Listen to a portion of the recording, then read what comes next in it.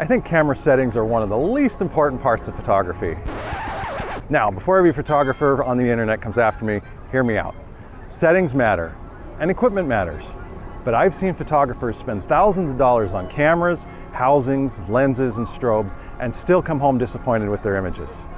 It's because underwater photography isn't really about the camera. It's about learning to see.